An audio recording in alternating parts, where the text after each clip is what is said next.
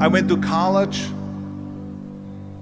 I went and worked out 5 hours a day, and I was working on construction, because in those days in bodybuilding there was no money. I didn't have the money for food supplements or anything, so I had to go to work. So I worked on construction. I went to college. I worked out in the gym, and at night from 8 o'clock at night to 12 midnight I went to acting class 4 times a week. So I did all of that. There was not one single minute that I wasted. And this is why I'm standing here today. With the age of 20, I went to London and I won the Mr. Universe contest as the youngest Mr. Universe ever. And it was because I had a goal. You see, if you don't have a vision of where you go, and if you don't have a goal where you go, you drift around and you never end up anywhere. 74% hate their job in America. The majority of people don't like what they're doing because they're really not doing it because they didn't have a goal and they followed this goal. They just aimlessly drift around, and then all of a sudden there's a job opening, so they get that job because you have to work.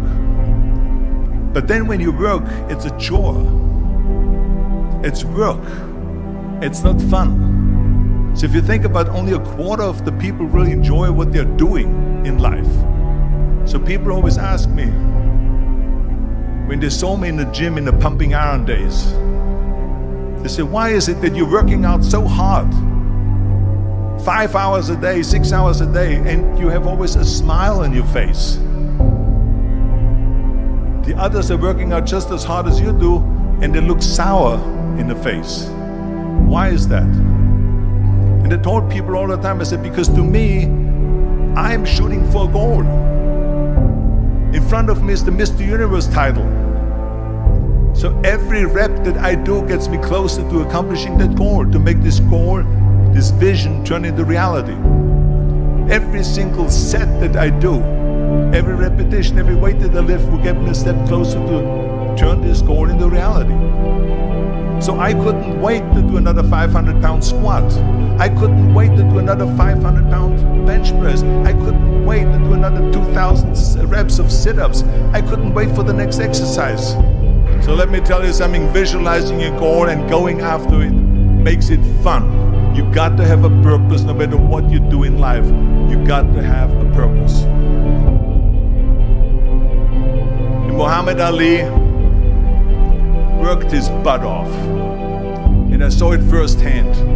And I remember that there was a sports writer that was there in the gym when he was working out and he was doing sit-ups. And they asked him, how many sit-ups do you do? And he said, I don't start counting until it hurts. Now think about that. He doesn't start counting his sit-ups until he feels pain. That's when he starts counting. That is working hard. And so you can't get around the hard work. It doesn't matter who it is.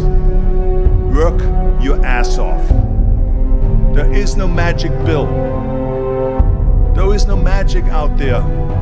You cannot get around. You have to work and work and work. Make sure of this and make sure of that and all that stuff. So it's work. And it drives me crazy when people say that they don't have enough time to go to the gym for 45 minutes a day and work out. Or to do something for 45 minutes to an hour a day to improve. If it is physically improve or if it is mentally to improve. Imagine you read 1 hour a day about history. How much you will learn after 365 hours in 1 year. Think about if you study about the history of musicians, of composers, how much you would know. Imagine if you would work on a business, on some business that you want to develop every day for an hour. Imagine how further along you will go and get.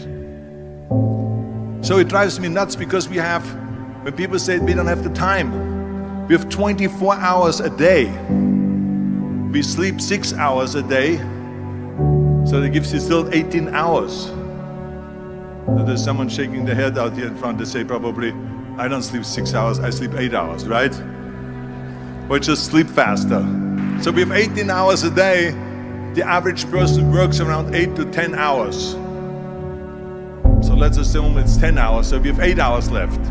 Then you travel around an hour a day, maybe 2 hours a day. So now you have still 6 hours left. So what do you do with these 6 hours? What do you do with these 6 hours? Then we eat a little bit, then we schmooze a little bit, talk a little bit to people and all that stuff. But you can see how much time there is available if you organize your day. So you got to work hard. I hate plan B. And I tell you why. Because we have so many doubters, as I've said earlier, the no-sayers. We have so many of those people that say no and you can't do it, that's impossible. That is okay because we just turn off, as I said earlier, and we listen and we hear the no being a yes. You can't do it, you can do it, and all of that. So that is possible to do that amongst all the negative people around you. But when you start doubting yourself, that's very dangerous.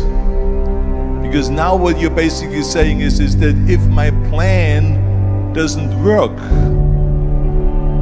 I have a fallback plan, I have a plan B. And that means that you start thinking about plan B, and every thought that you put into plan B, you're taking away now that thought and that energy from plan A.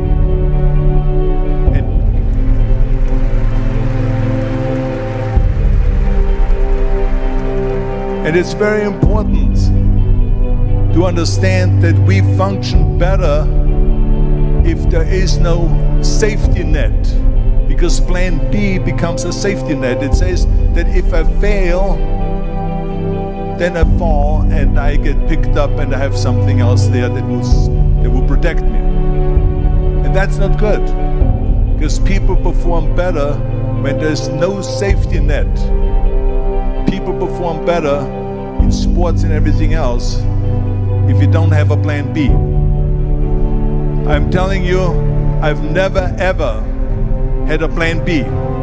I made a full commitment that I'm gonna go and be a bodybuilding champion. I made a full commitment that I'm gonna be in America. I made a full commitment that I'm gonna get in the show business and I'm going to be a leading man. No matter what it takes, I will do the work. I will do the work over and over and over until I get it. And the same was in politics and everything like that. So to me, it is very dangerous to have a plan B, because you're cutting yourself off from the chance of really succeeding. And the reason, one of the main reasons why people want to have a plan B is because they are worried about failing. What is if I fail, then I don't have anything else? Well, let me tell you something, don't be afraid of failing, because there's nothing wrong with failing. You have to fail in order to climb that ladder. There's no one that doesn't fail. Michael Jordan said in one of his interviews, when they said, "You're unbelievable, you're the greatest basketball player of all times." I mean, tell me about that. And he says, well, you're just mentioning the successes. But he says, for me to become the greatest basketball player, I missed 9,000 shots when I was playing basketball at the NBA games. So during these games that he was so successful, he missed 9,000 shots. Does it make him a failure? No. He's one of the greatest basketball players of all times, but he failed 9,000 times. Do you get it? We all fail. It's okay.